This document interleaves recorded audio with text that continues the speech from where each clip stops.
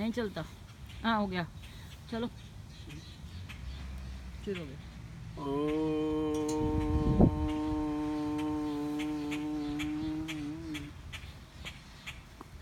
जय श्री कृष्णा, जय Sai Ram. In our last episode, which was recorded at Los Angeles in our son's home, V73, you know, at the end, there was a sudden stop. So, a relation of mine asked, "Uncle, how did the video stop so abruptly?" Now I realize later on that the battery had run off, run out. That's why the video recording stopped. So this time I made sure that the battery backup is there. And here I am in Toronto with our daughter Rakhi's home, Rakhi, Samir and the children. They're home in Mississauga in Toronto. And what a beautiful location it is. See the pond here, the beautiful green trees here, and these beautiful trees I love so much. In the month of in the fall season, they acquire beautiful colors of pink, yellow, green, and red, and all that kind of colors. It looks beautiful. Okay, coming back to the main subject. That in the video that stopped suddenly, there is a lesson in it. And the lesson I came to know now is that's the way our life is. We are born, yes, and that is seen and known. What is the duration of life can only be estimated by the astrologers, that this is your future going to be, and this is your lifespan is going to be. It's based on stars, planets, configuration, calculations and stuff like that. But I am beginning to believe there is no very accurate way of finding out what is the length of your birth, this precious human birth. Of course, it is said in the Gita and in the scriptures also, depending upon our karmic account, that it has been carried on for umpteen number of past birth, which Sri Krishna says, I know all, you know nothing. I know you past, present and the future births also. In the Gita, chapter 4th, shloka 5th, and chapter 7th, shloka 26th, I know your past, present and the future births also you do not know. I know all, because for me everything is in the present. So since we as human beings, we as individuals, we as individual souls, jivatmas, we do not know what is the length of our life. So we should be prepared all the time with this awareness that we are uncertain, yet we take it for granted that we are going to live for 100 years. Amazing, isn't it? So Swami has given us a very nice awareness to this, which I must read in his actual words in this book of mine. Of course, the hand was mine, written by Sathya Sai Baba Swami. And here, Sai Baba says,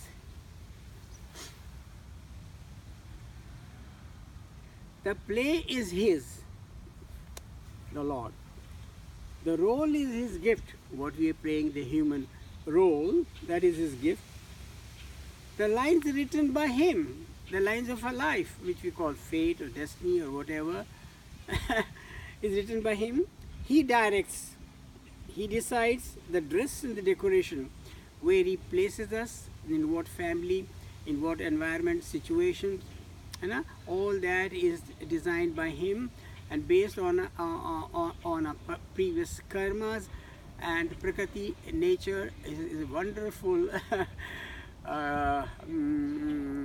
impartial, totally computerized setup, which obeys the command of the Lord, under the ambit of the Lord, and we are under the ambit of His Maya and Prakriti.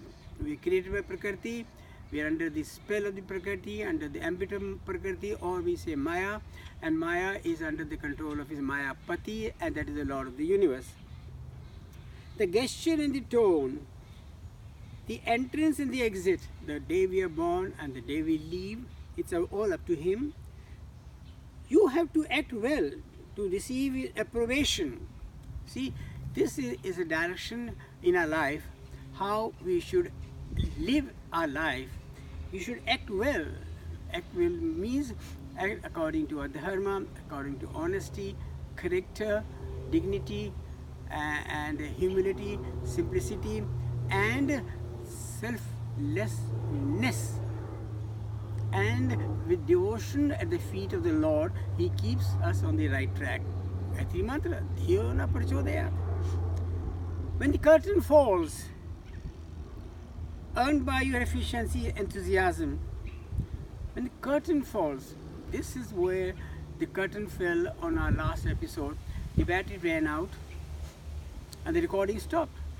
So our life, we do not know when the curtain will fall on our life, and there will be end of our life. Since we do not know, so it is earned by your efficiency and enthusiasm. The right to play higher and higher roles. The right, that means it is our right. We can do it, but to play higher and higher roles. Higher, what is it? What does it? How do we interpret it? The meaning of these words in simple understanding. You see, we are presently playing the role of a normal, average human being. Alright? And then what comes to our mind, what we see through these 5 senses of perception, what our mind sees everything and connects the objects, image in the mind, which the ego, the self, realizes, feels, knows. Right? So plays higher and higher role means from this human where we are given a freedom. हमारे अंदर एक क्या दिया पूरा this beautiful instrument, and then we have the 5 senses, the wonderful, amazing mind, which is a vibhuti of the Lord Krishna. And Lord Krishna says in the chapter 10th, shloka number 22, the among the senses, I am the mind. See, this mind is a miraculous mind. Without this mind, we can do nothing. It connects. Let's say it's a link between the knower and all that objects of the world which is known. Without this link, we cannot. We cannot become conscious of what is of all these objects and all. This is the conscious mind which makes us aware of the objects and whatever happenings are there.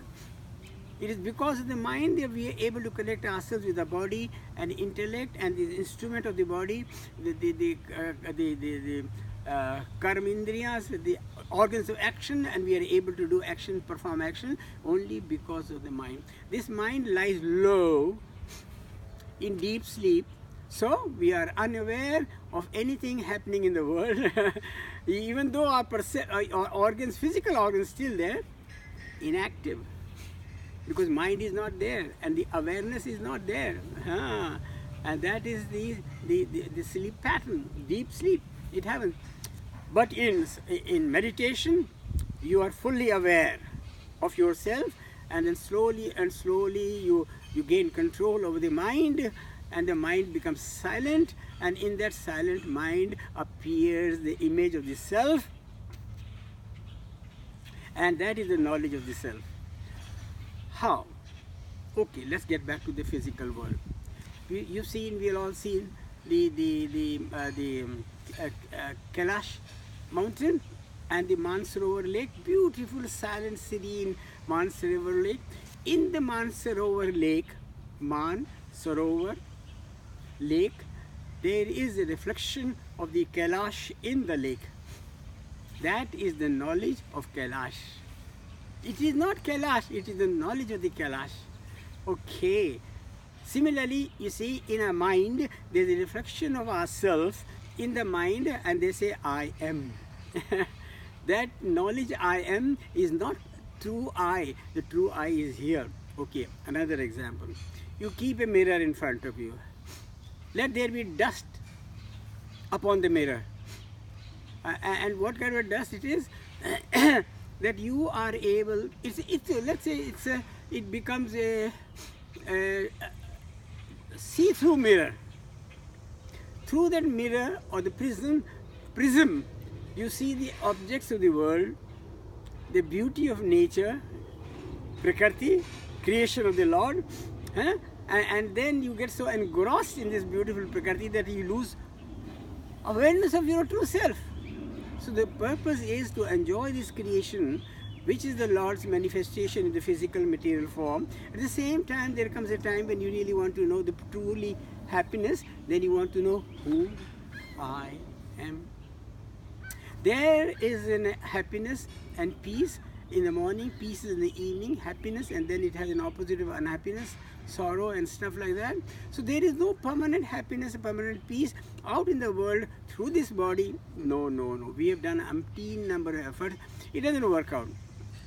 So finally, a person who realizes this fact, this truth, that I've tried everything for umpteen number of years, I've earned wealth, health, this, that and the other, all my positions are there, and I thank the Lord for that position, but I found in this temporary, illusionary, impermanent, perishable world, how can there be imperishable, permanent happiness there? It cannot give you. So I search for something which is eternal, which is imperishable, which is ever shantam and shashwatam, sanatan, always. If we get connected to that, then we know that our true nature is peace, and beyond peace, bliss, anandam. Irrespective of the mind is not there, it's beyond the mind.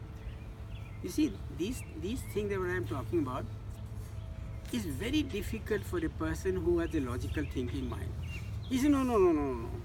Unless I see it with my own eyes, if I in the own mind, analyzes with my own logical mind, and I see it through my own logical mind, then I will only believe who I am and who God is. That doesn't work out. His reasoning logic gets him into logical intellectual gymnastics, and there is no end to reasoning and his own belief systems. He believes this, he believes that, and he gets bogged down into this. So a true seeker, I would say, a devoted seeker, then seeks the feet of the Lord in the form of Guru, and the Guru means ignorance, Ru means light. Guru removes the ignorance, and then he tells him, look, you are not this body, this mind, and this intellect.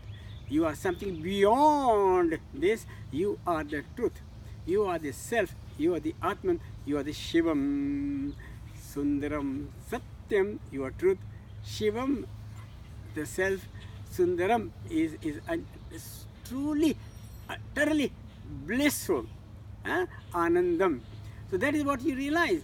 So to go over the mind and the intellect and the logic is not an easy job.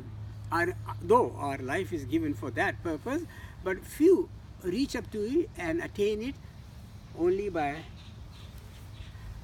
Lord's grace.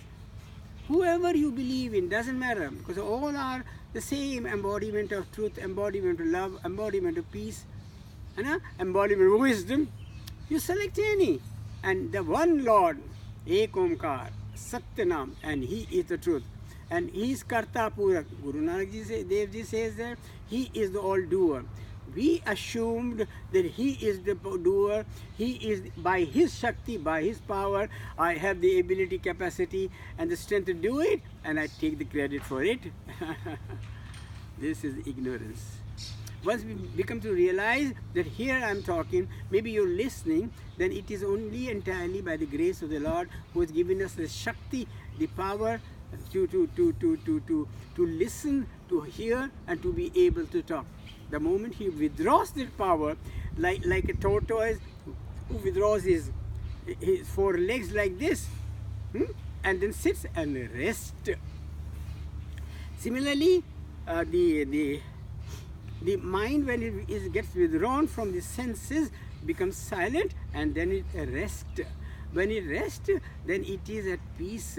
When it is at peace, in that peace you see the reflection of yourself. So what does the Guru does? He removes the dust from the mirror in front of you. He removes the dust, and the mirror, then the see-through glass becomes a mirror, and he removes the Guru removes the dust of the mirror where you see your own image there. Now the world is not visible, it is cut off. Because it is not a see-through now. It is not the mind and senses are not there anymore. It has become a reflector of your own true self. That is the state the mind achieves in a totally silent mind. You must have experienced too. I have experienced too. I've written this in the chapter 3rd of this book, and chapter 5th also. You can both read. So when you realize yourself, then you see now you don't say, pointing at the mirror, this is I am. No, no. That is my reflection, my dear. If you say like this, this is I am, then you look at yourself. Now tell me, is the mirror required now? No. Why? Because I have seen myself. This is the truth. That is an image. The image can fluctuate. If the mirror fluctuates, the image can fluctuate. In a bucket of where there is water there, different buckets, different sizes, the reflection of the sun is the same. In a small bucket, big bucket, this, that and the other, in a pond or whatever, the reflection of the sun is just the same in all of them. The water can be shaky, so you might think that I am getting shaken up, agitated, lost my peace, blah blah, all that stuff. So that can happen, but the reflection is in all the ponds equally. So is the reflection of the sun in the moon. The moon is a dark object. It only gets illuminated by the light of the sun, isn't it? Similarly, our mind is a replica. The moon represents our mind. In our mind there is illumination. And because of that illumination inside, illumination of the Atma, the mind gets illuminated, and that illuminated mind is here as consciousness. So consciousness becomes an instrument. So says Shruti. It becomes an instrument. And then I become a seer, and the objective world becomes a scene. Who says? Shruti, Shloka number 14. The seer, I am the seer, yes. And all this I see is the scene. So they are related to each other. But then the real seer, seer behind the seer, is him only. Ek Omkar, the Lord of the universe. Equally seeing, watching in each and every individual, he is the real seer. And that Lord sitting in the hearts of each and every one is sitting like this all the time, composed in abhyasta pose. That means he is looking at everything. He is a witness of everything happening in the world, in the material world as well as in the conscious world. Sab ke andar he is watching equally in all, not interfering in the working of nature, of Prakriti. So that is how people get freedom to think as they want, to speak what they want, to act what they want. The total freedom is given to them. So we are lost in this world, and we seem we are not doing a good function out of which we are reaping the fruit of it. Like a boomerang, you see, you throw the boomerang, it comes back to you. What you sow is what you reap. What you see, the action that you do, it is bound to have a reaction, a fruit of the action, and that starts bothering you. when the fruit of the action is not compatible to you, not acceptable to you, and then you feel dejected. So Gita says in the 12th chapter, from the shlokas 17 and 18, 19, very nice word, Karam phal tyag, shanti turant milti hai. You leave the fruit of your action and immediately get peace. So action, Krishna says, you have a right to action. The way you want to perform, do it your own way or do it the Lord's way. How do you find the Lord's way? When you connected with Him and do your dharma the way you are, and that is what Krishna taught to Arjuna also. You are a Kshatriya, you are a warrior, your dharma is this. So he taught Arjuna his dharma. What about you? What about us? What about all of us? Not me. I'm not the Arjuna type, but I get the message is dharma. Know your true self, know what your inclination are, what your tendency are, what your nature are. For example, I am of the type who wants to go deep into the wisdom of that which, the knowledge that knowing which all else becomes known, and that the knowledge of the self, the Atman in us. And he is the Paramatma of the entire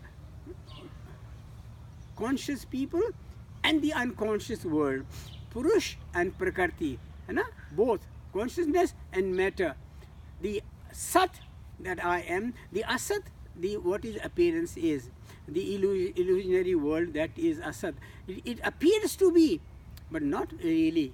That is the what Maya is. Maya appears to be, but not actually is. It hides the self, the true self, and makes it appear that which is not the physical world. Though all this exists in the self, in the Atma, in Paramatma, in Prakriti, and the Prakriti merges with Paramatma as one with him, and he wants to create, he separates his power through his Maya, through Prakriti, nature, 5 elements, and the whole world is created.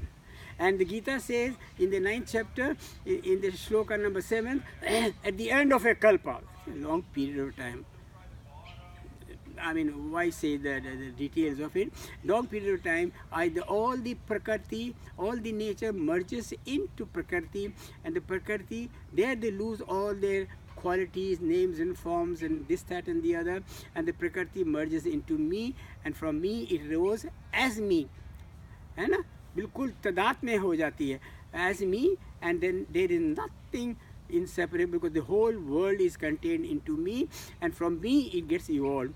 We have seen Satya Sai Baba on many times on a Shivratri day.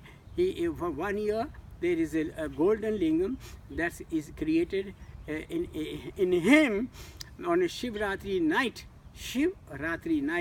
And then we see him sitting on the chair, and thousands of people singing Shiva bhajans and all that, and suddenly when the time comes and he does like this, and the golden lingam emerges out of his mouth like this, like a golden egg, the golden lingam. Then he shows it, wipes it with a cloth, shows it to all of us. See, beautiful, isn't it? Very beautiful. Everybody starts clapping and with folded hands. And what do we realize? We realize the creation is in him. And when the time comes for the creation emerges out of him. And they merge back into him. So what does it all indicate? That the creation is out of him, merges back into him, is the form of a wave. The wave rises in the water, stays in the water, and that is the creation, and merges back into the water, and in each part of the wave there is nothing but water only. That is what the Om stands for. Om.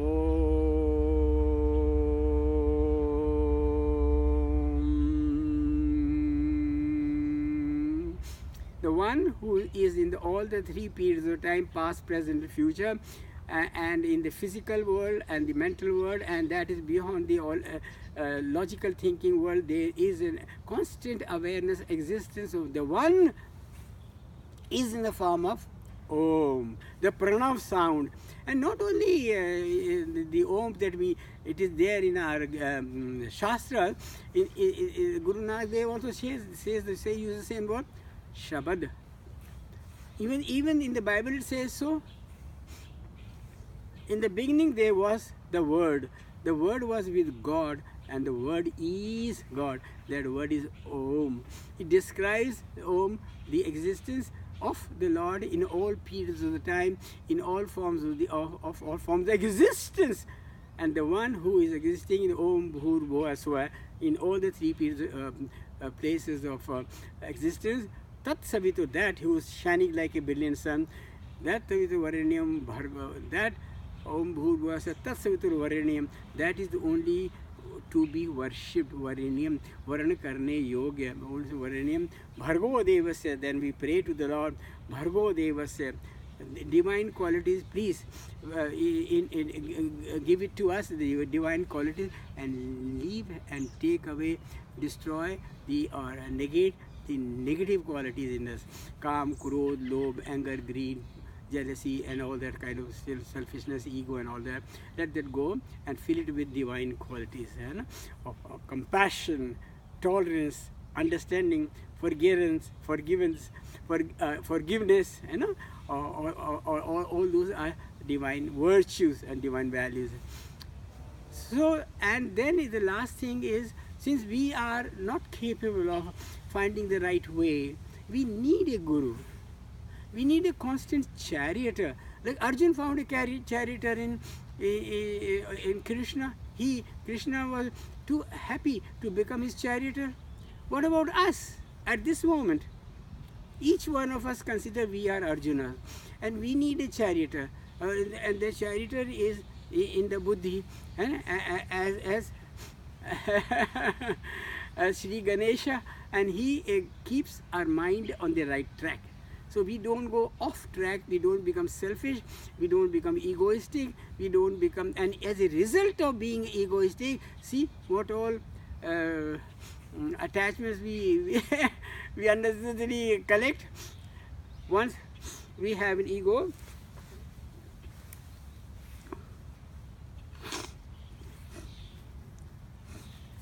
and then what comes without asking from ego is attachment. We call it moha, and from attachment comes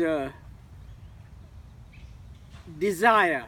From desire, if it is fulfilled, it becomes greed, more and more for greed. And then if one person has less, you have less, the other person has more, jealousy comes in. Or if the other person has something more valuable, then envy comes in. So you see, so these things are an outcome of the basic thing, which is the ego. Okay. The last sentence of this book where we are reading is, play higher and higher roles. So we have to play a higher and higher role of being a divine being. Let us start understanding we are not human beings trying to find a way to become divine. We are divine beings. We are playing the role of a human being, like Purushottam Rama. Purushottam Rama was divine being. Yes, he is the supreme consciousness, supreme being, and Purushottam. And Purush, the best among the men, he played that role for us to emulate him. See his life. See in Ramayana, Ram Ayana, the journey of life. See how he respected his parents, respected his guru, mother, father, how friendly he was with his brothers, how reverential he was to his guru. All that he was. The Lord of the universe come in a human form and touched the feet of the guru. He went to the, in the 3rd chapter, Aranyaka Upanishad, he went to the various rishis and munis and he bowed down at the feet of their rishis and munis. Because you see, that's how we should be grateful to a person of wisdom, true wisdom, who will connect you with yourself and to the Lord. He initiates, and then he's out of the picture, then you and your Lord. So that is the way. The Guru doesn't stay there anymore. He points out, there you are, that's where Ram is, Krishna is, Shirdi Baba is, or Satya Sai Baba is, and that is your direct connection. He is always with you. He is always helping you, guiding you, and inspiring you, motivating you, him. And now your direct connection, and the Guru then steps aside. So we are grateful to the Guru for getting me introduction, परिचय करा देते हैं हमारा परमात्मा से, स्वयं से परिचय करा देते हैं. So that is the greatest role of the Guru. So once you get to know him, now you see here, the question may arise, how can you say that the Lord is seated in the hearts? Here, hearts, 4 and 4,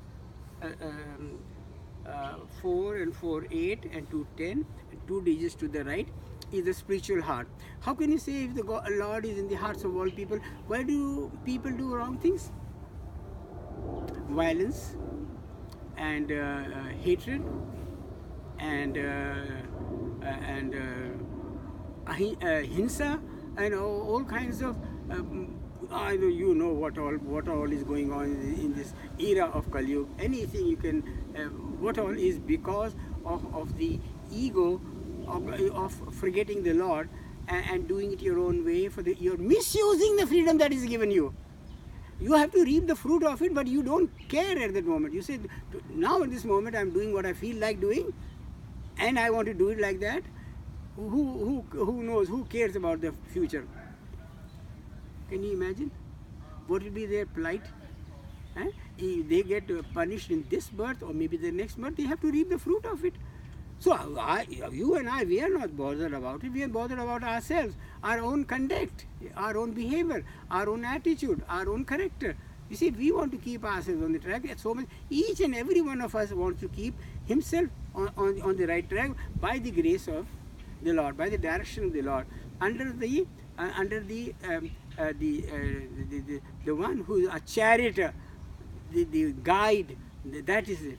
And once we surrender like that at the feet of the Lord, then He keeps us on the right track. Who says? Krishna, where? 18th chapter and shloka number 66. Mamekam sharanam vaj. All your mind, intellect, senses, mind, intellect, and surrender at my lotus feet. So they will stop seeing, they will stop thinking or applying their logical mind at my lotus feet. Then I am the one who is the real doer, Karta Purak. Then He is the real doer. Then the Lord, then Krishna got awakened, and then in the 18th chapter, 73rd shloka, Krishna says, Nastu mohak, He Madhav, He Krishna, Nastu moha, Aapne, all that you have shown me from the chapter 1 to the chapter 18th, you showed me on the 11th chapter who you really are. The whole world is created in you, and you are the creator, you are the sustainer, and they merge into you. They keep on coming, they keep on staying, they keep on going like the wave, and you are the one. So if you are controlling the entire universe, then who am I to decide I like this, I don't like that, I should do this, I should not do this, when you are teaching what my dharma is. We are inbuilt with that dharma, with that knowledge, what we are supposed to do, what my nature is, and realize what your nature is and be very compatible with your nature. We don't have to pretend to be somebody else. That is an artificial way of living. You are what you are. But you have to know, not dictated by my mind, the likes and dislikes of my mind, their inner intuition. And the inner intuition comes from the indweller. Who says so? In the Kena Upanishad, it says in the 4th sloka, it says, the Antar Atma se, जो ज्ञान अग्नि जो प्रज्वलित होती है, which awakens you from your inner self, your indweller within you. You ask, you desire, you seek, and He gives you the wisdom from your inside, and that is your guidance. That keeps you right track, and then you are on the right track, right? So we come back to the question: why, if God is everywhere in the hearts of all people, even then people do wrong things? Why does he? He's sitting there watching everything and let it happen. Why does he not interfere and nip it in the bud, stop people from doing bad things? You mean that God can be partial also? No. He is impartial like the sun, giving light to each and every one. Is there any discrimination in the sun? No. Vacation? No vacation. Always illumination? Yes, always illumination, 24/7. No discrimination? Yes, no discrimination. No distinction? Yes, no distinction. To good and bad, everybody? Yes. To conscious and non-conscious matter and prakriti both? Yes. So that is how God is. He gives you that freedom. But to whom he gets attached to, he loves, to his devotees. Yes.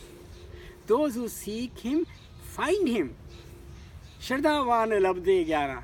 The one who has Shraddha, faith in him, and he is the one who gets benefited, and he gets the wisdom also. Where does it say? In the Gita, chapter 9, shloka number 29th, 9th chapter, shloka number 29th, and Krishna says, कोई मेरा प्रिय नहीं है, कोई मेरा प्रिय भी नहीं है, जो मुझे प्रेम से भजता है मैं उसके हृदय के अंदर प्रकट हो जाता हूँ. See, nobody is dear to me, nobody is not dear to me. I'm impartial. I'm sitting there in the hearts of each and everyone. But one who looks to me, I look to him. I manifest myself in his heart. How do we realize that now that I'm praying to him, I'm worshipping him, and then I find his presence in me? We don't look at the physical form of a guru or the physical form of any Lord as such, who is Jyoti Sarupa, the eternal light. He can assume any form. He comes for our sake. No. Gita 4th chapter, and the shloka is 6th, 7th, 8th. For the protection of the good and destruction of the evil, I incarnate from age to age. He keeps coming. He has been coming, and he is coming, and he will continue to come. Our Bhagwan Sri Satya Sai Baba said something very interesting. He says, in this Kali Yuga age,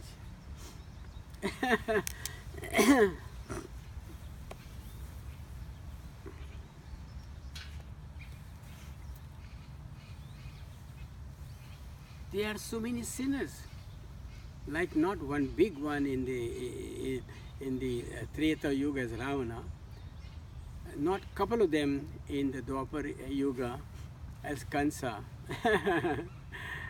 and of course like Shishupal and Jalandhar, and so many different Rakshasas, whatever they were. Even of the evil nature was Duryodhana, and his whole clan. And so that he wouldn't spoil the balance of the universe by doing adharma, selfishness, injustice. So Arjuna says, you guys have suffered enough at their hands. Now they are not even willing to give you this much of a land. Fight for your right.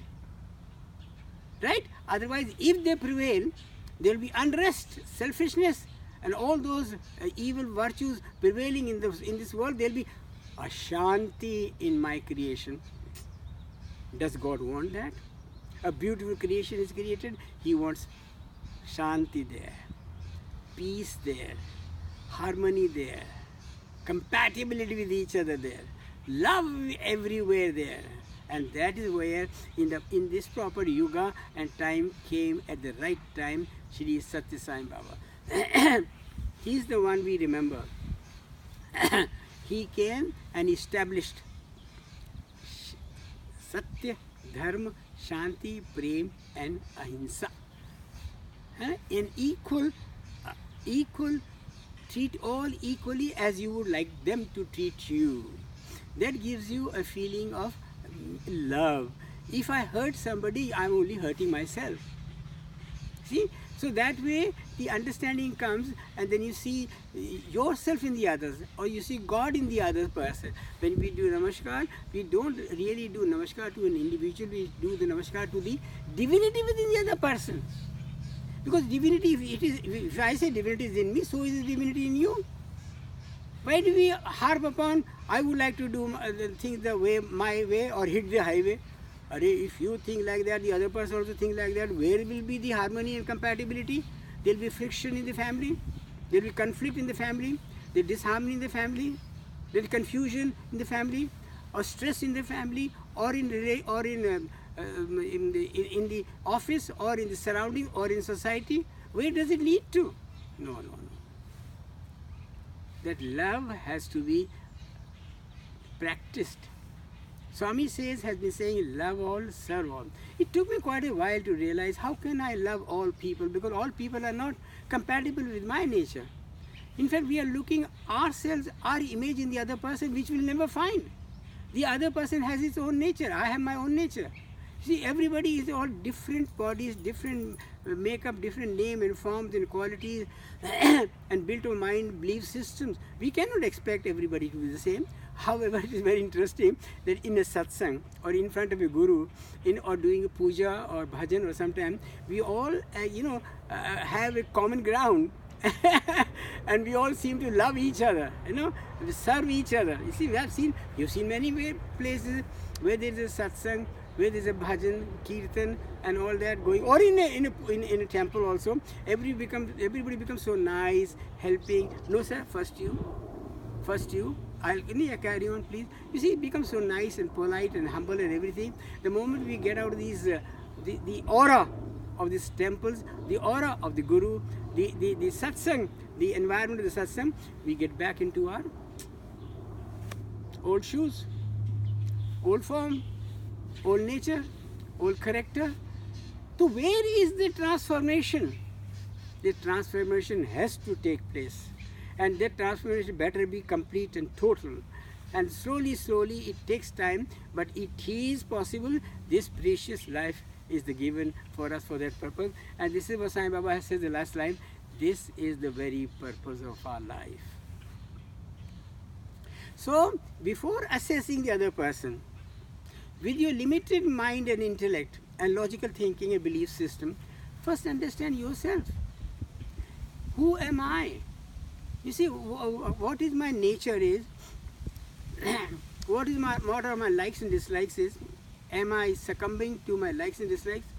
Am I finding people and objects compatible with my likes and dislikes? Raga Dvesha, as they call. Is the other person of the same thinking as I am? I have this logic, this belief system. Does the other person have the same? Then I like him, otherwise I don't like him. So this kind of a balance, taraju, it creates a kind of comparison with the other person, and compatibility is very difficult, very difficult. Harmony is very difficult, very difficult. You see, we look at our life now. In front of the camera, we smile all the time. Hold on. Just cheese. Camera off, get back home, and there we have grouchy face. Why can't that smile remain as it is, whether you are at home, whether you are at work, anywhere, wherever you are, isn't it? So that spontaneity must be there.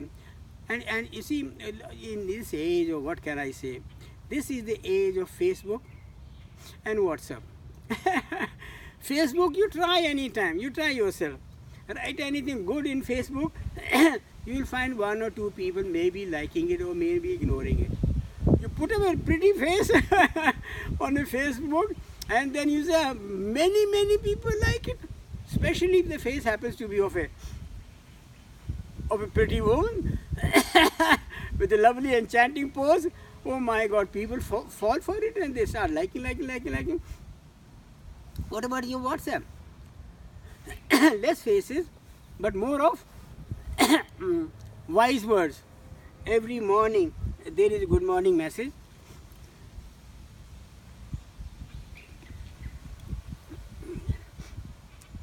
Sometimes nice illuminating words, wise words also. Everybody reads it, appreciates it, and immediately,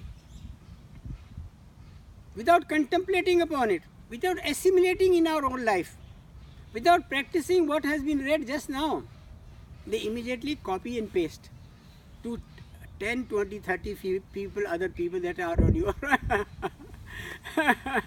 WhatsApp account. You don't keep it with yourself. Good things you don't keep it yourself. You pass it on to the others so the other can appreciate. You sent me a good message. I like it. Did I send or did I receive and pass it on like a postman? One thing good about WhatsApp I'll say is it's a good medium.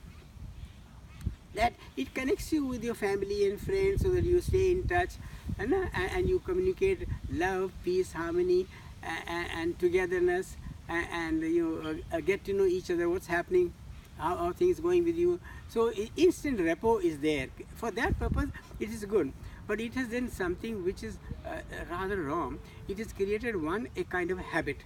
Every morning you get up, immediately you open your WhatsApp. The first thing in the morning is probably some may see a Lord's picture or maybe go to the washroom, smile yourself. The others straight away open the WhatsApp and see how many clicks you have, messages, read all that, sit down, everybody sitting on the WhatsApp, in the car, here, there and all. It has formed a habit. A habit is like a thread. As more threads are added, it becomes a rope, difficult to break. So this has become a habit and difficult to get rid of this habit. It has become so implanted in us that we are impulsive, become impatient to open our phones and go through the WhatsApp messages habit. And then another harm that it has done silently is it has decreased our attention span. Now we got so much used to small 2, 3, 4 sentences of the good words that you appreciate them. But if there is a long message, you immediately delete it, ignore it, or just send it without reading.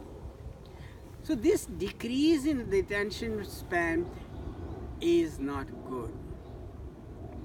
It decreases our compatibility at home and in office or in the circle of friends that we are with. We become intolerant of the other person's thoughts, words and action. There should be unity in them, but we lose patience there. And once the patience is lost, and then we lose interest in it. And then when you lose interest in it, then there is a parting. This person is a bore. I can't sit with him for a long time. I can't listen to him for a long time. He talks too much or he talks too little.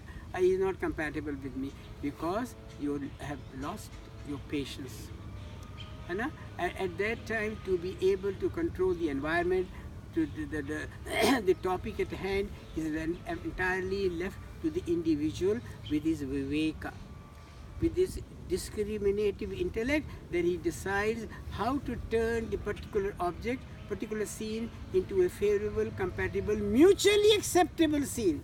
Mutually compatible, where there is no reason to become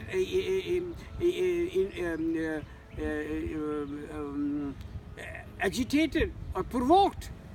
So that kind of intellect you get, then you are able to handle any situation, any person, irrespective of his caste, creed, religion, nationality or whatever.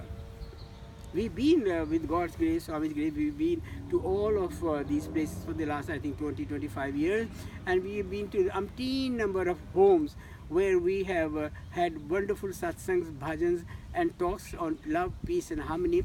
And we find when we're sitting all together, everybody is so lovable and compatible and listening too long. You see, sometimes the talks go on for 2-3 hours and everybody sits and then say, no, let's have more of the wise words, or tell us about the God and the Leela between the gods, Leela, his play, and the relation between the Bhakta and Bhagwan, devotee and the Lord, and how do they achieve the oneness or the love and grace of the Lord.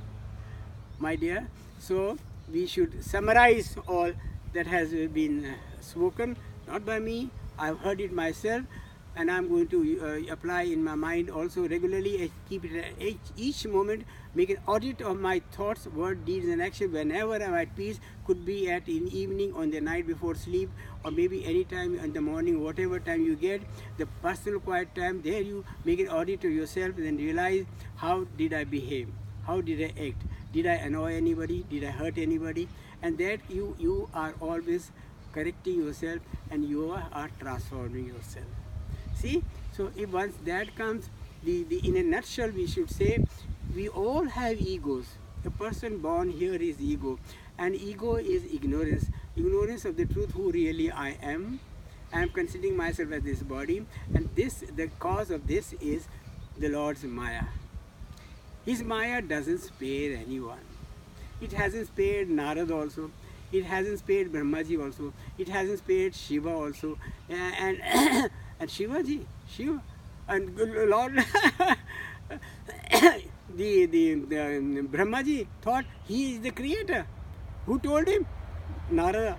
He says, "Hey Parampita, Jagat Pita, you created the whole world."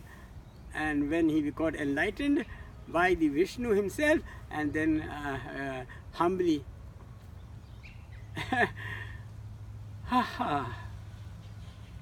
Brahmaji says, "Not me." That's what I also thought.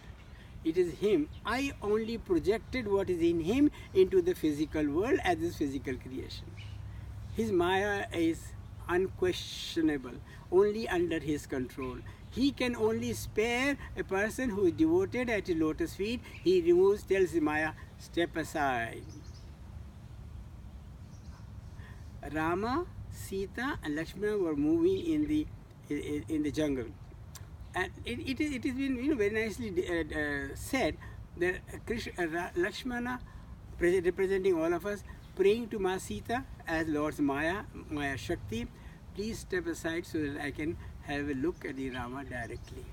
So for his Maya, and even the Ishvara, Mahadev, Shiva, was not spared, because he had that I have conquered desire. मैंने इच्छा को नष्ट कर दिया. इसलिए that I was there. I created, I've conquered desire, and that I is in us also. I am the doer, because the action is done by me. मैं का तड़का लगी जाता है. And the abhiman means all the position I have, wealth, health, status and everything are these my possessions, and because of them मेरे अंदर अभिमान आ जाता है, pride आ जाता है. So the ego and the pride, they are our greatest enemy. So nobody is spared, because they are we all come under even the Devatas have come under the ambit of Maya. And we should go to the Lord, to the feet or lotus feet of the Mayapati, and that is the Lord of the universe. So Swami has given a very nice a few lines. We get a message from the Sai radio, very nice. He said, be like a lotus, remaining in the being born in the slush, taking as much as it needs, stays over the water, never under it, and no water ever stays on it, sticks on it. So also we are in this world, a beautiful world. Let everything happen there. We do our best and leave the rest to the Lord, and then we become a witness, a master, udasin bhav se, master of the mind, and then we all, even situations are under our control, and then we can handle anything, anybody, with the help of, with the grace of the Lord Almighty. So ultimately, the bottom line is that we pray to the Lord, we worship at the lotus feet of the Lord, we surrender at the lotus feet of the Lord. I and my thing, that is what Maya is. That is what the Tulsidaji says in the Gita, I and mine is Maya only. And who doesn't express this feeling of I and mine? Everybody. So think everybody is under the spell of Maya, even including us also, all of us. The one who is sincere on the path of on the path of devotion, or true seeker, he gets the love and the blessings of the Lord. So let us get the grace of the Lord, the blessings of the Lord, by surrendering ourselves at his lotus feet. So we ask the Lord, oh Lord, we pray, kindly give us the bhakti, the devotion at thy lotus feet. Relax, he is in control. So I say humble my pranams at the lotus feet of my Guru, Shri Satya Sai Baba,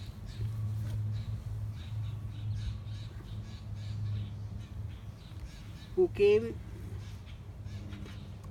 in our life, and he gave us, in his mere presence we felt total peace and anandam. In his words we found so solace. In his universal unconditional love to all people of different countries, religions, faith and languages and all, we found the same love. Love has no name and form and any religion or nothing. So let us try and practice love, acceptance of people as they are, without expecting people to change, because more than half their life is wasted into trying to change the people rather than change yourself. So develop that kind of a love, understanding, tolerance, divine values, divine virtues, and then your vision will change. Drashti change हुई तो सृष्टि change हो जाती है. If your vision is changed, then your outlook is changes, and then if you bring out the good, if you see the good in others, brings out the best in you, and then your vision changes for the divine, and then you become more acceptable to yourself, and the world becomes more acceptable to you, because you have nothing to expect anything from anybody, only share love, irrespective whether you get gets anything in return or not. You are an embodiment of love, embodiment of peace, and that way we get this grace by the Lord, by worshipping at his lotus feet. Jai Sai Ram, Jai Shri Krishna. आपकी कृपा, आपकी कृपा. जय हो भगवान. I'll shut it. Aha!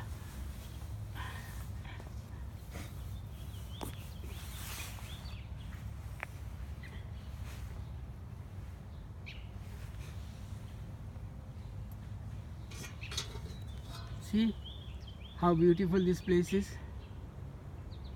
Yeah? This is Rakhi, Samir's home. Two wonderful Bal Vikas children, Ishan and Shreya. And this is their home in Toronto.